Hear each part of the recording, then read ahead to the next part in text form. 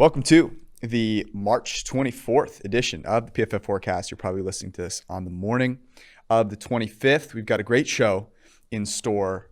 I'm gonna take a mea culpa. I'm gonna get Eric is gonna educate me on Target, so that's gonna happen. We're gonna talk about an article that Eric wrote that should be out tomorrow on the 25th about middle-class quarterbacks. It's very interesting. And then we're gonna do some draft stuff. We're gonna talk trades that make sense for teams in the top 10. Might do a little debate between prospects that are close to one another. And then to cap it all off, playoff markets are up on DraftKings, so we're going to go over those. It's going to be a great show. Let's rock.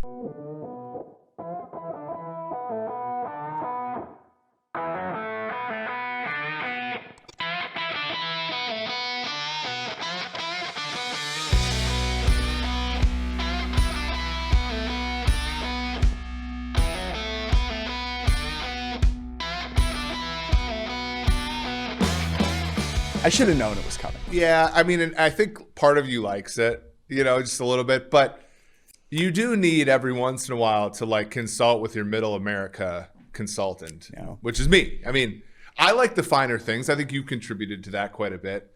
But I found it instructive once when Austin Gale and I had to explain to you, and I don't even think Austin, being from California, really understands this fully. There's a significant fraction of the country that only shops at Walmart. Yeah, I don't understand so that. Target, much like there's a significant fraction of the country that only when they don't make food at their house is only eating McDonald's. Yeah. So Target is a delicacy to a lot of people. Okay, so in fairness, so here's the deal. So people got very angry. I said that the Patriots. On the Sunday podcast, I said, look, the Patriots won the lottery. They had all this cap space. And instead of going and spending all of the money on nice things, they spent it all at Target. And people took that as, well, that means that you think Target sucks. Okay. All I'm saying is that when I go to Target, I'm not expecting to drop a fortune. See, I'm surprised you've ever been to a Target. That's I have a the story. thing. Okay, so I have a story for you. So everyone, look, I've been extremely lucky in my life.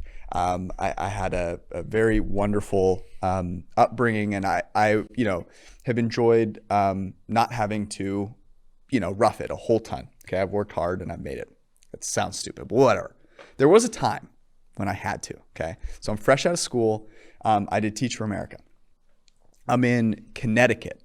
I teach in Bridgeport, Connecticut, and I'm living in a place that's a little above my means. I don't make anything, and the only place for me to buy food that I could afford was the Target. The Target had this tiny little food section. They don't really sell food there. The produce was all 3 days old. And legit, this was my lunch, okay? It would be spinach, olive oil and lemon juice, and chicken breasts. Which is crazy because so when Stephanie and I got married, I was still in grad school on a grad school stipend, which is basically enough money to scrape by if you don't want to take out loan.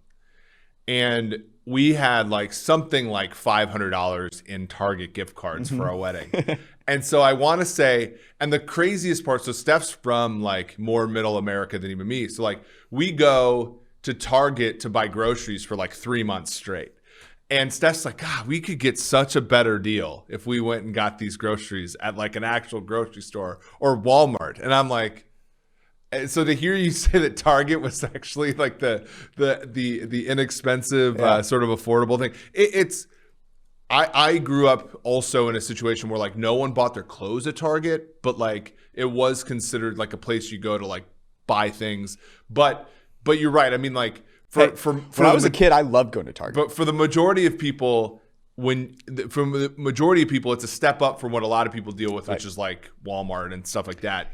Now, the assumption I made is that in free agency, you think if you're buying a player, it's at least a decent player, right? So you're at least shopping at Target, okay? I was not trying to disparage the quality of Target, only to say that if you were going to buy a really nice piece of furniture, a great steak, a wonderful piece of clothing, you're probably not going to Target, okay? And the Patriots spent the type of money that is overspending. overpaying for things Yeah. at Target. That's what I was getting at. And I understand. I want to apologize to anyone out there who I offended. I am not disparaging the great institution that is Target, a place that fed me for A Minneapolis for literally a year. Minneapolis brand, by the way. Yeah, a Minneapolis brand, the Target Center, where KG used to roam. KG used to roll 50-win seasons for that know. team in that arena, by the way. By the way, I think they're still the lowest winning percentage in the history of the 4 major men's sports, the Timberwolves. Impressive. It is impressive. The former home of Andrew Wiggins, who, quote, I don't really think I'm going to get it in regard to the vaccine. Which is you know, Legend which is and moderate for an NBA player, given what Kyrie believes. It's true. Okay, let's talk middle class quarterbacks. You have a fantastic article that will be up on pff.com on Thursday, the 25th. So depending on when you're listening to this, it may already be up. You can go check it out on pff.com. And it attacks the middle class quarterback. So give us a sense of the angle there. I think people hear middle class quarterbacks, and some people will get very will say, oh, they suck. Some people will go, oh, how dare you call my quarterback a middle class quarterback? There's a lot of angles that people attack this from. Yeah, I mean, the thing is there's been very little in the way of essentially quarterbacks that can serve as a bridge in the NFL. And that has led, so last season, for example, there was, if you throw Taysom Hill out, there was a huge chasm between Joe Burrow, who was making $9 million per year as the number 1 overall pick in the draft, and Teddy Bridgewater, who was making something like 25 and a half. There was no quarterback, starting quarterback in the NFL that was making in between any of those guys. So that was a $10 million sort of jump up, going from essentially, you know, you're drafting a guy, taking all the risks associated with that, which, you know, if you talk to any fan of a team who has like a Kirk Cousins, a Jared Goff, a Matthew Stafford, Jimmy Garoppolo, any of those quarterbacks, they'll say, well, you can't just keep drafting guys because they fail. And then there's obviously the issue of like the trope that like no one's ever won a Super Bowl with a quarterback making this percentage of the cap since 1994 when the cap was instituted. So there's this really big paradox of you need to have a quarterback on a rookie deal so that you can, and I talk about this in the article, the quarterback is a long shot bet, and you surround him with a bunch of favorites, right? So when that one and it's easier to hit one long shot bet than obviously to parlay a bunch of them, which is what you're doing when you sign a heavily paid quarterback, let's say like a Jimmy G. If you have a Jimmy G in place, then the surrounding players are more like long shots. You need to hit on a Brandon Ayuk. You need to hit on a Deebo Samuel. You need to make sure George Kittle's healthy, right? Et cetera, et cetera. And that happens certainly, but it's extremely hard. The payoff is so much better when you go with like Mahomes, and then you overpay for Sammy Watkins. You spend up on Hill, you spend up on Mitchell Schwartz, you spend up on like all those bets are favorites to at least do okay, right? And then when you hit on the long shot, it's great. Now the issue is you don't always hit on the quarterback, right? Like there's Sam Darnold, there's Jared Goff, as Carson we'll talk about in a Wentz. second. Yeah.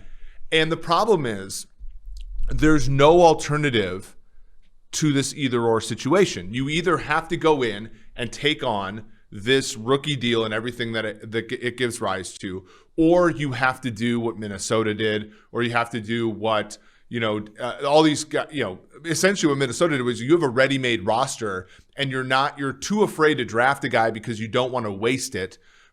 So, but then there's no guy making $15 million a year, right? That's a startable quarterback. So then you have to reach up for the $35 million a year, and we've seen what's happening now. That $35 million a year chips away at your ability to maintain a roster. So what I talk about in the article is this is changing this year. You have Andy Dalton making $10 million a year, which is basically the APY for the top pick. Yeah, I don't know if you saw this. He's training by boxing, so look out. Ryan Fitzpatrick. Float like a butterfly. You have like a bee. Jameis Winston. You have starters now who are making in that 10 to 15 range, which is great because, like, let's say you're Chicago, and we have dinged Chicago a ton on this show. But Chicago has a pretty good roster. They have a roster that's good enough to make the playoffs 2 of the last 3 years, despite having Mitch Trubisky. So you don't want to dismantle that roster to sign or to trade, let's say, for a guy like Russell Wilson. Yep. So you go into the marketplace and you say, okay, let's get Dalton for what a first-round quarterback would cost, but you don't necessarily have the variance associated with taking a quarterback in the top 50, nor do you have to trade up. Nor do you have to trade up. Exactly. It's so interesting because we have talked about for a long time, and I've maintained this, that there is a real conundrum between the motivation of the people that are making the decisions and what the right decision should be. In other words, if I'm the GM, right? If we're the GM of a team, we care about our jobs, and the pressures that are being put upon us from ownership are not always, owners are not the smartest decision makers from a football perspective in the organization. So you have this pressure on you, I got to keep my job. And what appeases the owner is probably not saying, look, we're just never going to spend on a quarterback until we find the one. And the one is hard. The one is hard. So you go, look, I have to be honest with you. It may mean we draft 5 quarterbacks until we find that one. And you're probably going to get shot back with, listen, I'm sorry, buddy. I got to put asses in the seats. So you can't keep doing this. And I can't explain this to Khalil Mack, or I can't explain this Right. to Allen Robinson, or I can't explain this to Terry McLaurin, or the guy I just signed, Curtis Samuel, or, if you're Washington or Chicago, what is the alternative? Like, let's say Fitzpatrick or Dalton were going, let's say this was like the Bridgewater thing where they were the minimum was $20 million a year.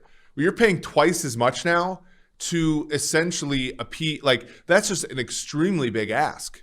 And we talk about taking shots with quarterbacks. If you're Chicago and you're at 20, that's a scary place to pick a quarterback. So you're either trading up, which, I don't have a problem with, but it may not be available to you. And if you're sitting there and you go, look, we can't trade up, our options are to pay $25 million or to just, have a truly replacement level player, I'm obviously going to pay because that's what my owner wants. Now, let me ask you this.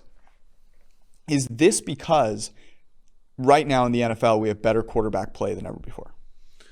I think it can be. I also think that so it's a couple things. I think teams have seen, and there's this great article on ESPN.com by, I got to get this, Lindsay Theory. There you go. Who talks about the Jared Goff situation in LA. And we have the Goff situation in LA. We have the Kirk Cousins situation in Minnesota. We have the Carson Wentz situation in Philadelphia.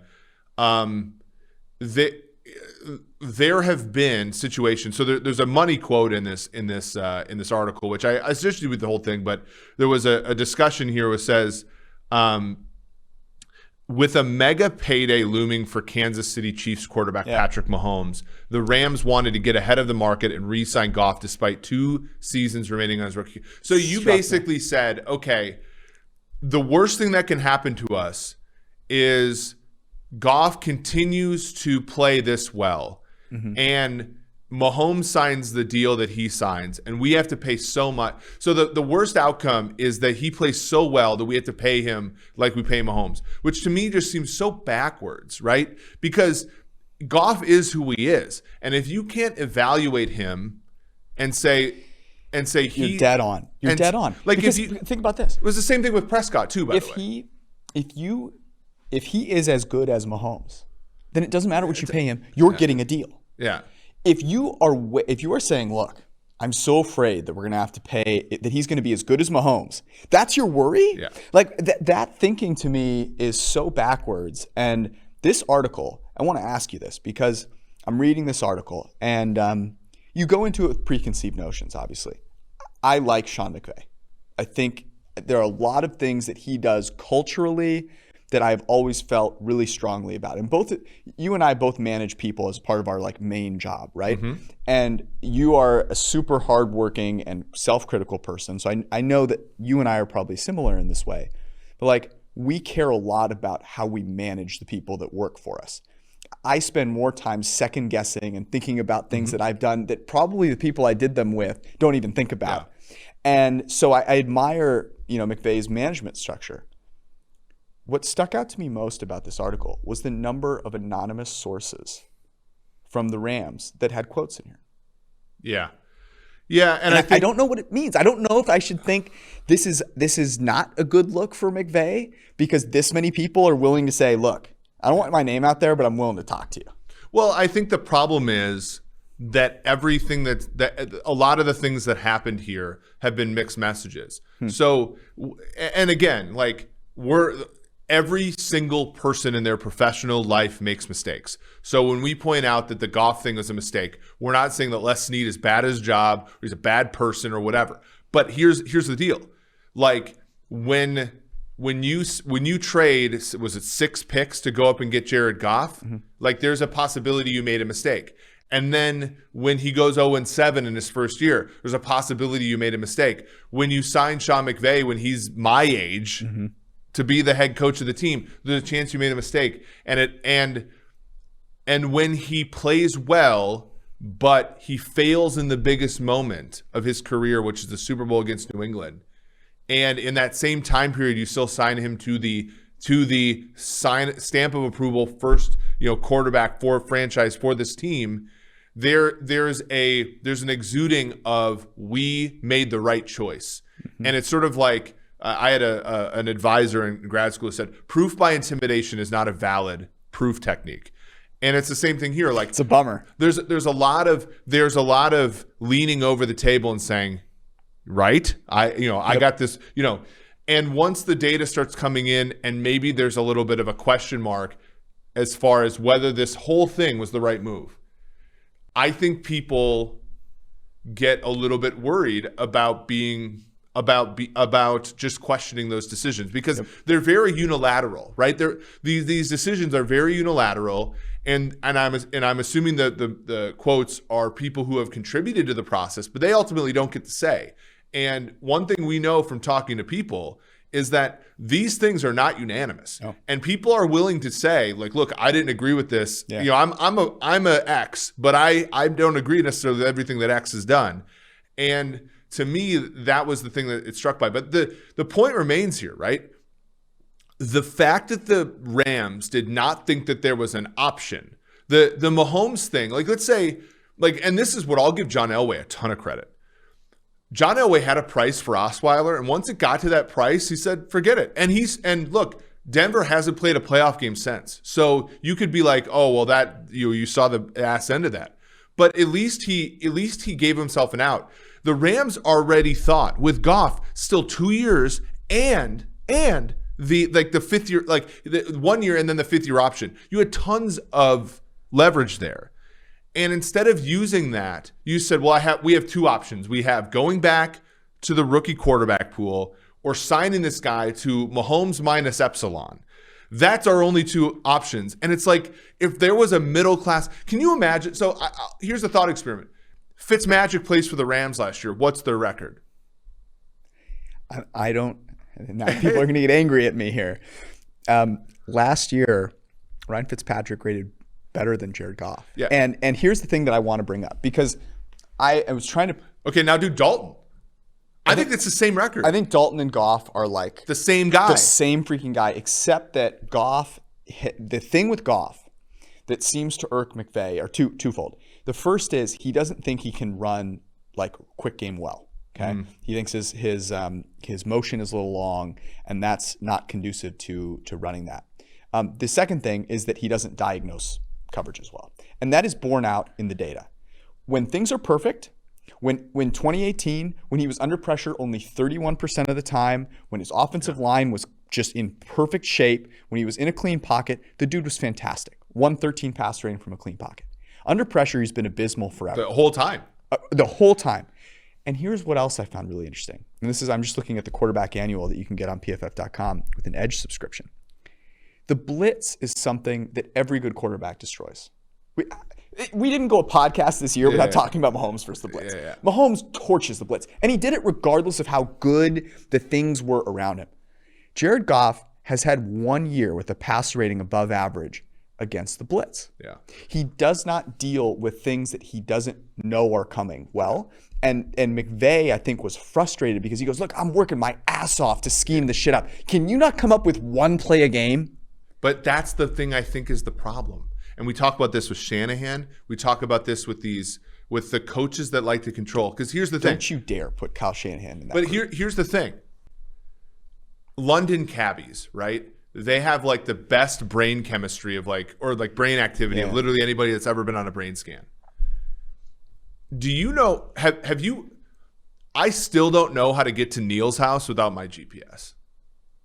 After 3 years. You're terrible. After 3 years of living here. Okay, sidebar. Eric, one of my dearest friends in the whole world, you would be the last person. I have some friends that couldn't navigate shit for shit, and you would still be the last person I would pick to But when I was a kid, streets. so I started driving in 2002, and you got lost on your way to your house from the airport when you picked me up. And that's my predisposition, and I think Goff has that predisposition. But here's the thing: when they were edging themselves about how McVay was in Goff's ear until 15 seconds, right? Mm-hmm. If you never let the guy learn, like if I needed to, if they said, Eric, you can't have GPS for a whole year, I still wouldn't have great navigation skills, but I'd figure out how to get to my house. Yes. And that's, to me, I think the difference between, and again, you always bring this back, but it was the difference between Holmgren and Favre. It was the difference between Mahomes and Reed. It was the difference between like these Bill Walsh, Mike Holmgren, Steve Young, and Joe Montana. Like they all eventually learned. They all eventually had the time where the training wheels went off. And to me, it was like, and it was just like teaching too, right? If every time a student came to you, you just gave them the answer, and then they take a test and they bomb, and you're like, well, what the hell? I'm teaching them really well. It's like, no, you never let the guy sink or swim. And I get that because, again, control freaks, they want to be able to control everything, but ultimately there's a limit to that, right? Once the edge dried up in McVay's offense, like now he wanted Goff to be able to like make up for the fact that he wasn't perfect out there, and he never prepared him to do so. You're 100% correct, and this is where I'm starting to question the McVay management, and culture that he's built, because I have seen this in my own line of work. If you do not give a person the freedom to do what you've asked them to do and to make mistakes and to say, we're going to learn from them and we're going to get better, then they are going to fail. You cannot do everything for everyone all the time. And it's hard for control freaks to do because you always go, I can do it better. And you go, well, listen, motherfucker, you can't do everything better or you're going to die. And I think that's what happened here. And I want to pose a question to you. Last year, his average depth of target, Jared Goff's average depth of target decreased by 1.2 yards from 8 to 6.8. Do you think that was somewhat intentional? In other words, there was look, I can't trust you to do anything. So you know what we're going to do? We're going to neuter you. You're not going to be good at throwing short passes. You're not going to be Drew Brees, but we're going to make you do it anyways. And you know what? And if you can do it and you can adapt, great. If not, see ya. So I was actually, I can't remember who I told this, but like one of the things that I do to sort of like get ideas is I watch old games and I watch old clips of the NFL. And I sort of noticed this trend of so back in the day, superstar quarterbacks used to throw a lot more interceptions. Like there would be a year where Favre would have, even Phillip Rivers would have like 23 one year, or Favre would have 29 one year. It was almost always followed, and we didn't have the data back then, but I'm just inferring here. Mm-hmm. It was always followed by a year with way fewer interceptions, but a way smaller yards per attempt, meaning that the team went into the season saying, listen, we're going to limit mistakes at the expense of efficiency, right? Yeah. The anti-Jameis, really.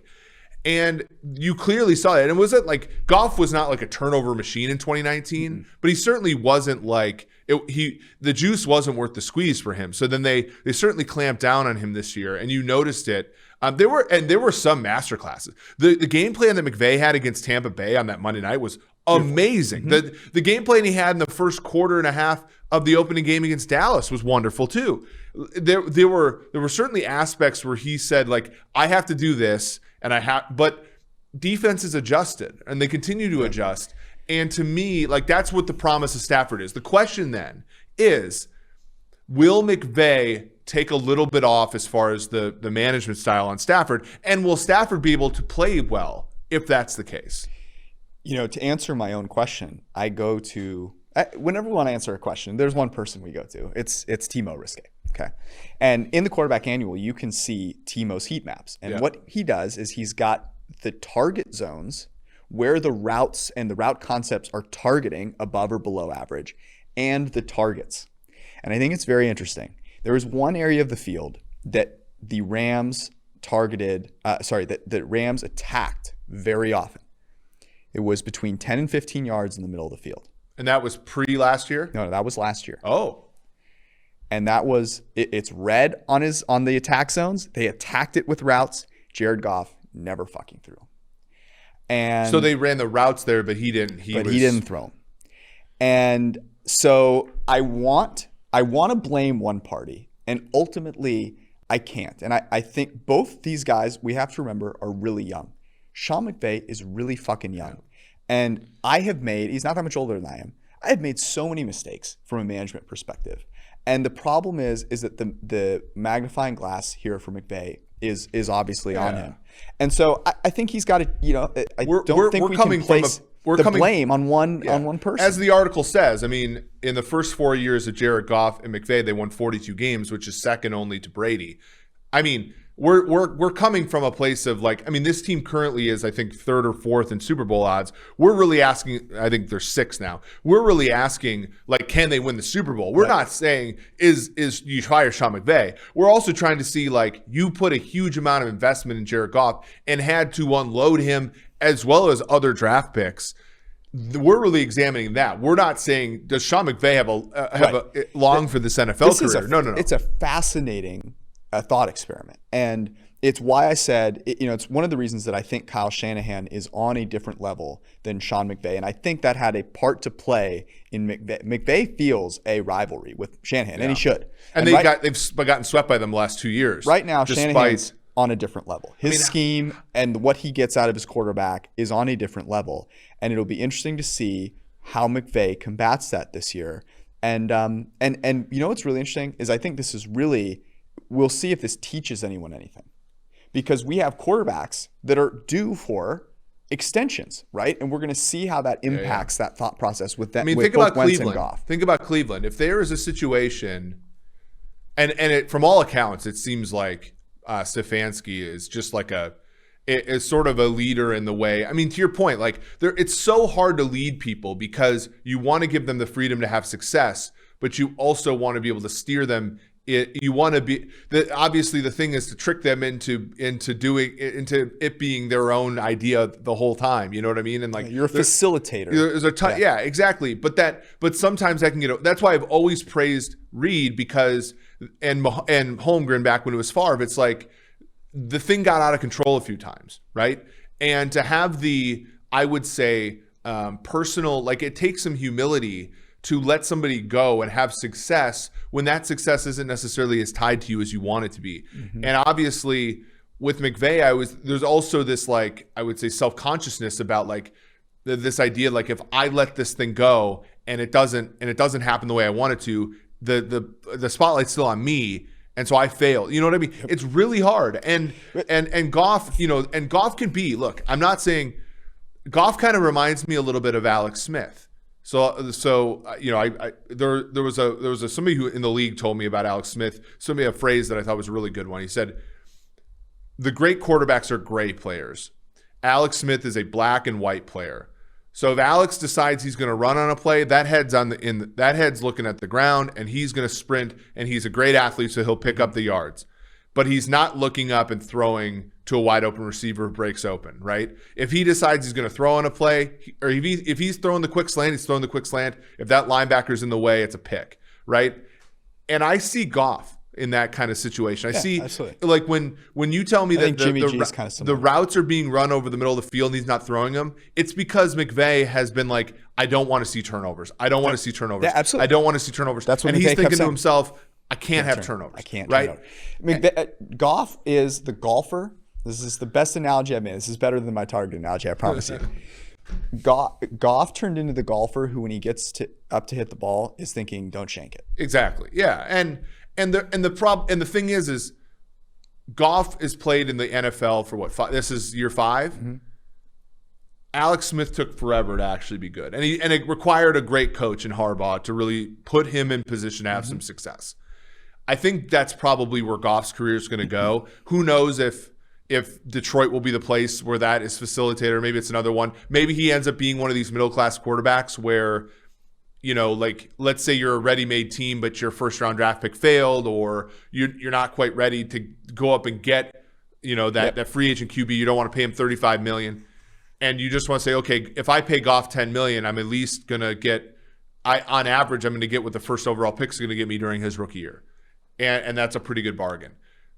I think that's eventually his destination, which, that's a good lot. I mean, you look at how Fitzpatrick's done. I would take the salary that Goff will get doing that. And I think what you highlight there is how hard it is to support failure. In other words, make mistakes and learn from them. It's a really tough thing. I think the great coaches do it. And it's not saying that McVay can't eventually, but I think that was a pitfall here. And it'll be very fast. Look, McVay's going to coach longer than Stafford's going to play, I think. Right? So we're going to get to see McVay do this again, and that's what I'm really looking forward to. All right, we're going to transition. That took longer. I thought that was a good discussion, so I let it run. We're going to talk a little draft here. There are going to be trades in the top 10. It's going to happen. And we want to talk about the ones that might make the most sense. And I'm gonna lead off, and what we'll do is we'll kind of intersperse some discussion about which players make sense, and maybe have some debate on, player versus player. You never know, could happen. I'm gonna bring one up first, and that's going to involve the second pick. And I actually am going to make the case here for the Philadelphia Eagles to go up and try and get the second pick. I think we've talked about them going to the third pick, or, but I don't know that anyone's really mentioned them trying to go all the way up and get Zach Wilson. But I am of the belief, and I'm curious if you are, that there is a tier that's Zach Wilson and Trevor Lawrence, and whether you have them ordered one way or the other, that's fine. But then there's a drop-off. And if I am the Eagles, I'm being aggressive. I see weakness in the Jets, and I'm going to get Zach Wilson. Well, we saw the Corey Davis thing. Do you believe any of the statements that he said that he signed with the understanding that Darnold was the quarterback? I mean, does that sway your opinion at all? Does it? What do you? No. So, Zach Wilson is currently, he went from minus 305. So he went up to minus 305 to be the second pick. Yep. He's currently minus 200, which those aren't that big. That's not that big of a swing, but it's certainly something where we're not seeing a lock at quarterback to the Jets. If you look, for example, team to draft player, the Jets to draft Justin Fields, which I think is a proxy for Jets to take a QB, is 5-1, right? So there is some, I think, probability shoved in there for the Jets to trade out of the pick. Now, does it come at the expense? So you look at the Eagles. We're just talking about how a team overreacting to noise in many ways.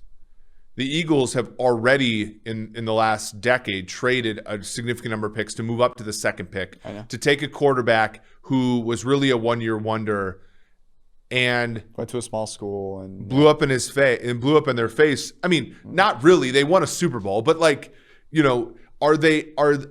do you think that that's really their eventual destination, given that they are a team? How many rosters in the NFL are worse top to bottom than the Eagles? That's a great point. And that is one of the reasons that I would press pause on them going aggressively to draft a quarterback. But I'll say this. Zach Wilson and Trevor Lawrence, I think, are both deserving of the number one pick. And every year, someone's going to convince themselves that there are quarterbacks worthy of the number one pick. I don't know that you can be so sure in the next couple of years you will have that opportunity. Everyone goes, oh, no, wait till next year. These two quarterback prospects are phenomenal. So it's one that I really like. It's one that I haven't heard. And here's the thing. If you go to pff.com and use the mock draft sim, this is a new feature. You can see most drafted by a team for each player. I did not expect this to be the case. The Eagles are actually the third most frequent team to draft Zach Wilson. It's in there. It's percolating a little bit. Yeah, that's a good point. I mean, I'll say this. I don't think the Eagles are the type of organization not to do that just because they did it before. But I think that there's a little bit of a correlation there. But the thing is, I think that the Eagles are ready to sort of play Jalen Hurts 1 year. I think that's more likely than we believe. I agree. And I'm keep their picks. I'm a Jalen Hurts believer. Okay, give me a trade that you think makes sense. I like the second position as a trade possibility. I'm telling you. I told you the Jets were going to find a way to convince themselves to stick with Darnold. It's going to fucking happen. Yeah. Yeah. It's fascinating. I think Carolina is going to make a move. I think it's the same thing that we say in our mock drafts. Because look at this. Like, look at the way Carolina has acted in free agency. They got 2 tackles. Both suck. But yeah, or one tackle. I mean, who cares what position Pat Elflein plays at? He's going to suck at his normal position. So he might, But they drafted all defense last year. Mm-hmm. They got Anderson in place. They lost Samuel, so that might be an incentive for them to stay at 8 and take a wide receiver. But like Bridgewater's not the guy, and Rule has not really said many good things about Bridgewater for a while. Brady, like let's put it this way: if you are the arts mock and you waste 2 Joe Brady years on Bridgewater, and then he goes and becomes a head coach, like that's a massive failure. Yep. So he's at least. I'm telling you, it's the Falcons with Dan Quinn and Kyle Shanahan all fucking over. Again. So I think that they're gonna go up and get Zach Wilson. The crazy thing is, it's going to be another highly drafted quarterback who's probably going to have a decent year as a rookie. The offensive coordinator is going to move on, and then they're going to have to play year 2 with another offensive coordinator. Can I just say this though? That's my favorite one. The Carolina Panthers, and we had this in our mock draft, so don't act like we haven't been on this. Yeah. The Zach Wilson, Joe Brady combo is my favorite. It's my favorite. And it might only be for 1 year, but goddamn, that would be beautiful. Mm-hmm. I don't know that there's a better, you look at the team. So we just talked about the Eagles. The Eagles, as you said, are barren in terms of talent. The Lions as well.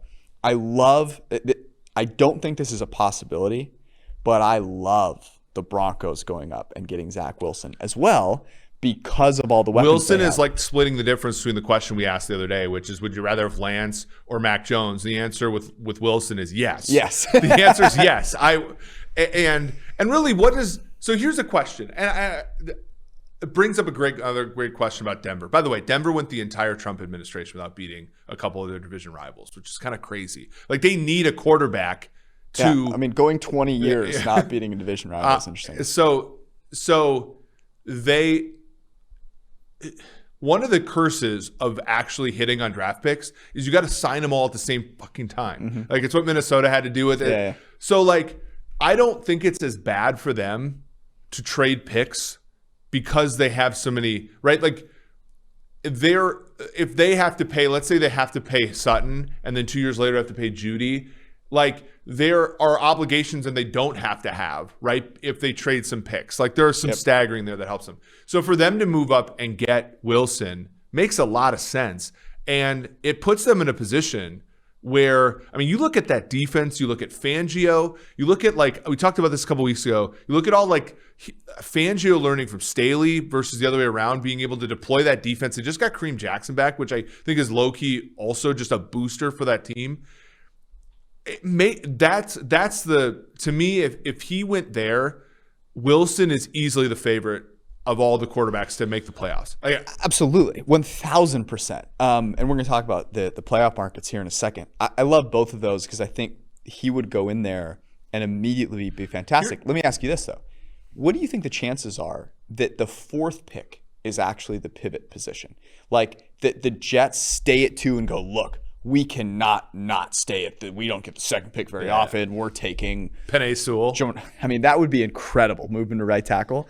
The reason I think they'll trade out of it is because they just got Becton. But Let's say they stay there. And Salah's not an idiot. And Joe Douglas and Salah are not like stupid. No, that's the other thing. But like if it gets to 4, if the Dolphins stay at 3 and it gets to 4, man, the Falcons have an interesting decision. I mean, they just put this market up on DraftKings Sportsbook. Justin Fields, the favorite to select Justin Fields is the Atlanta Falcons. Followed by the San Francisco 49ers. So the Falcons are plus 250, the Niners are plus 450, the Carolina Panthers are 5-1, and the Jets are 5-1, as we talked about there. Broncos 6-1. So there, I guess, and again, I think this is just like I have to look at the hold percentage. There's like 70% hold. So like these are bad markets. Yeah. Like these as far, they're not sharp. But like at the same time, that's crazy. Because the Falcons literally just spread out Matt Ryan's deal to the point where like most of the edge is going to dry up of having a rookie quarterback, for 2 years while you're paying a guy like Ryan all that money. Like I think the Falcons position is a pivot position. The question becomes, it honestly is whether Chase or Sewell go ahead of one of the quarterbacks. Because if it gets, I do think there's a situation where if it goes quarterback, which has not happened since 1999, quarterback, Falcons are sitting there. They might take Chase, like we said in our mock and got mocked for. They could take Sewell, right, and have him play right tackle with Jake Matthews. Please left. They take Jamar Chase. I will have no shirt on and will be running around the studio. But they might not see. They might think that they have. It's weird, man. They might think that they have a good position there. The interesting thing and move that pick. I don't know. The interesting thing is that there are no stud defensive players. So some of these teams where their defense sucks, you're like, well, it's going to be really hard. I mean, Caleb Farley just had that back surgery, which is going to hurt him. J.C. Horn just at a pro day. I want to tweet this out. You know how there's that picture of LeBron James where his hair is like completely thinning out? Yeah. So like that's you at the combine. You at your pro day is when LeBron is on Space Jam and he's got like a completely new hairdo, and you're like, dude, J.C. Horn was basically it's Kevin from The Office with the hair hairpiece. Yes. He basically turned into Jalen Ramsey at his pro day. But there are no really great defensive players. So a team like the Falcons, whose defense sucks, is sitting there going, well, we've got to take Jamar Chase. Let me ask you this. Because I think there's some. Caleb Farley, by the way, last time we talked, was even money to be the first cornerback, now plus 250. J.C. Horn down to 3-1. You were so smart there. I'm an idiot. I should have listened. Let me ask you this: would you let's say Jamar Chase is gone now, and you're not taking a quarterback? Would you rather take Jalen Waddle, Devontae Smith, or Kyle Pitts? Kyle Pitts. The position's scarce. So knowing that tight end is a failure in the top 10 most of the time, I'd still take him because of the athletic mismatch he represents, because of the issues you've had at the position, because of essentially that offense that they run, which requires a tight end to do well. I'd take Pitts if I'm Atlanta. I'd take him at 4. To me, the position scarcity thing is so massive. I agree with you, and I'm gonna use this to give another swat to the face of Patriots fans. The Patriots went out and gave Jonnu Smith, he of 480 receiving yards last year. They gave him the gold, the frankincense, and the myrrh. Okay, they gave him the whole fucking thing. The myrrh was left for Hunter Henry the next day, I feel like. Imagine if Kyle Pitts slips and you're sitting there and you could maybe trade up a few picks just to get Kyle Pitts, who's look. Kyle Pitts is fantastic, and there's no doubt in my mind. I think he's going to be better than Jonnu Smith. He's like a Travis Kelce play. I mean, honestly, detached from the line of scrimmage, can play. The backside X for you. Again, all his pro day looked like LeBron James once again. It's fascinating. The only other one that I wanted to bring up is the Niners. I think are still in an interesting position, and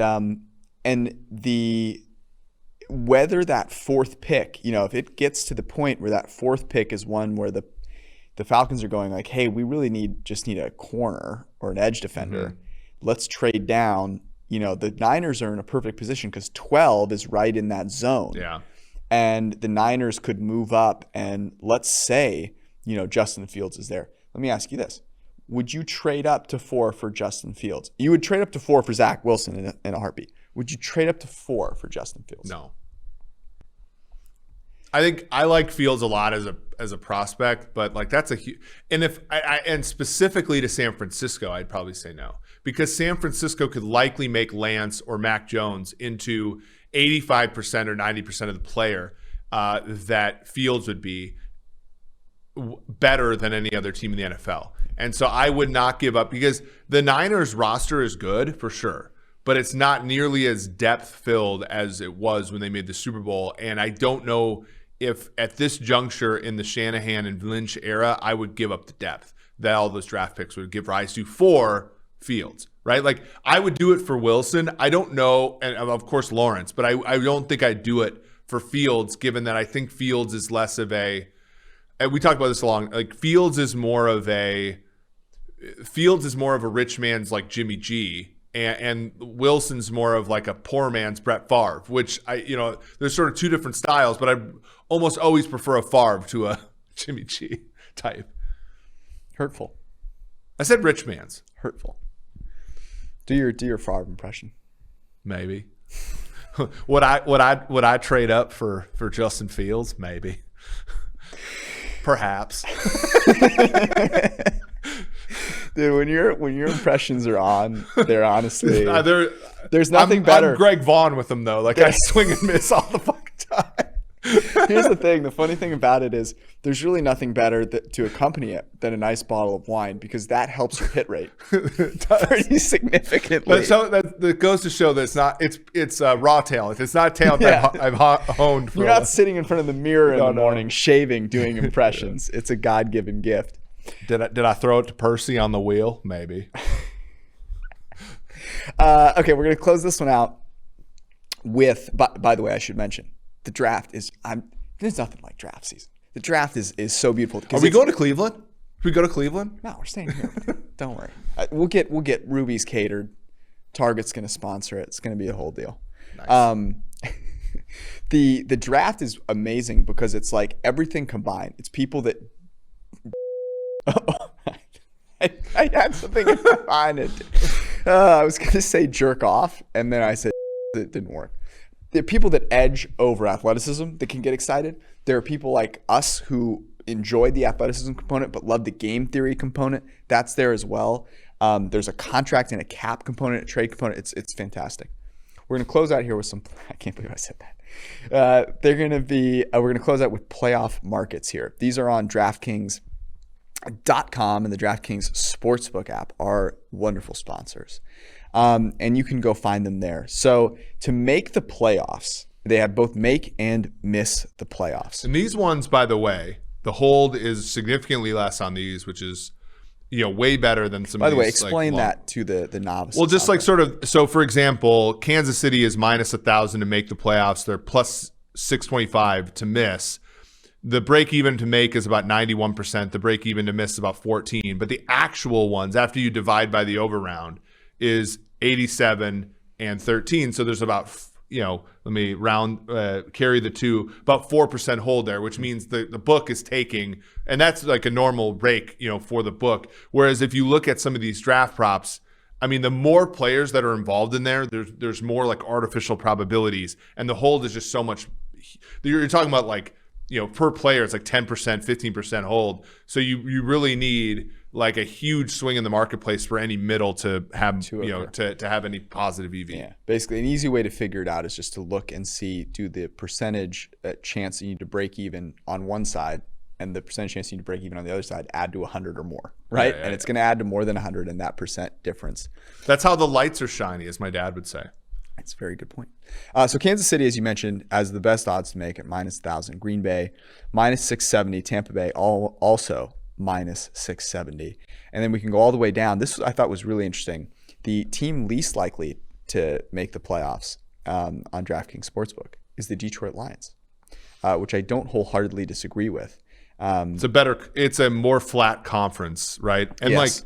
Frankly, the division that the Houston Texans play in is kind of a dumpster. It's not good. The Tennessee Titans are the team that I am looking forward to fading this year. In fact, speaking of, the Tennessee Titans to make the playoffs, minus 155, to miss the playoffs, plus 127. We were pro Titans last year. I know. Over Very the 9, pro Titans. over the 8.5, over the 9, plus the 170 to win the AFC South. All those hit. And I look and I think to myself, okay, they got rid of Clowney. They replaced him with Bud Dupree, which is, injury aside, a lateral move. Mm-hmm. They got rid of both their starting outside corners. They don't have, like, their defense is already trash, and they got rid of both outside corners. Mm-hmm. They got rid of a right tackle and Dennis Kelly that started for them. And here's the kicker. Last season, we got a little drunk on the fact that only 50% of the highly paid running backs flopped. Okay? If Derrick Henry did really well after getting paid, I'm pricing in some regression there. I think they're going to try to run him so much with no Corey Davis on the outside, no Jonnu Smith, by the way. I think the wheels fall off Tennessee this year. And all the smart teams, all the teams we were talking about last week or last podcast, they're all in the AFC. True.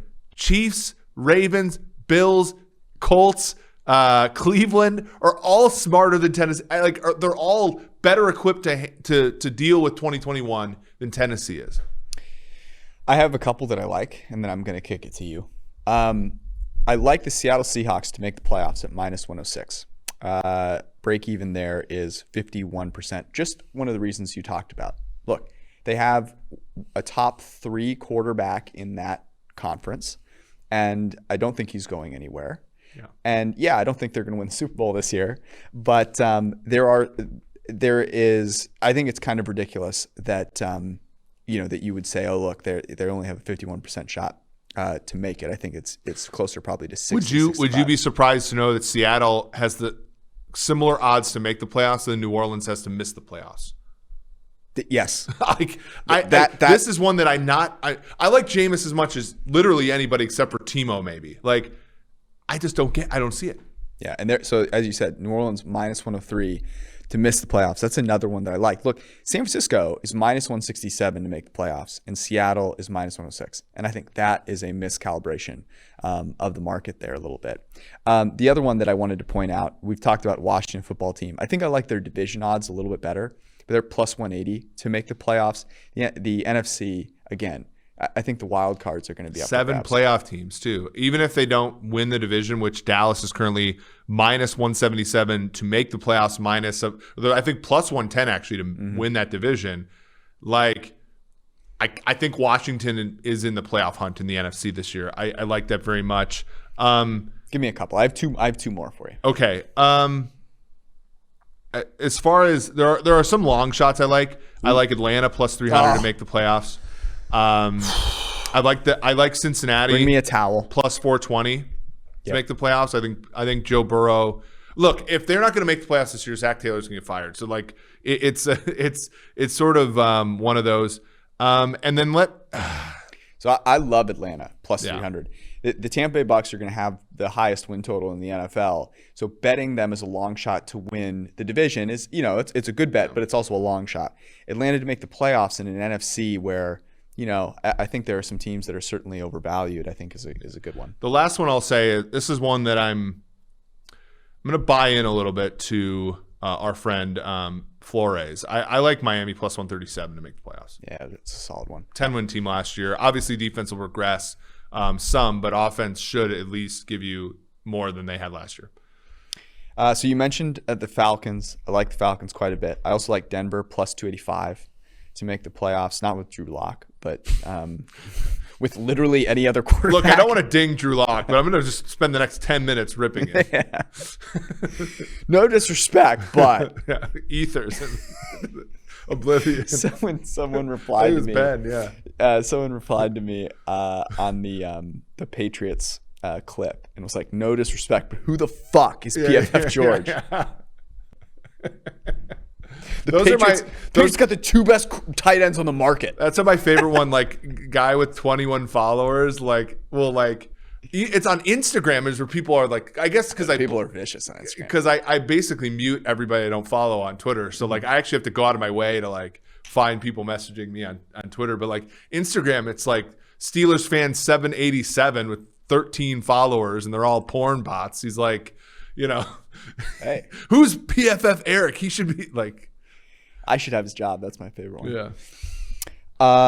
What was the other one I liked? Oh, I thought this one was interesting. So Miami to make the playoffs is the same as New England to make the playoffs, which I think is very interesting.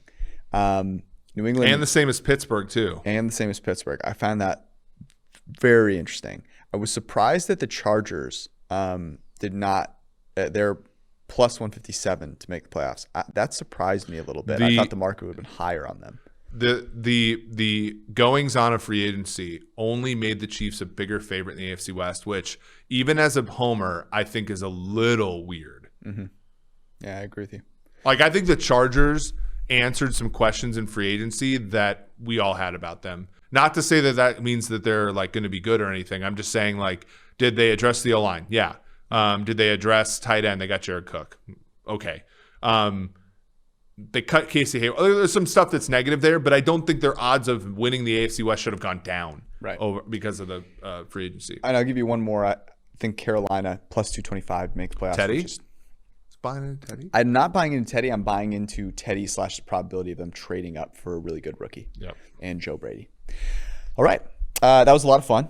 That was our podcast. We'll be back on Sunday. Will you be broadcasting from a Target?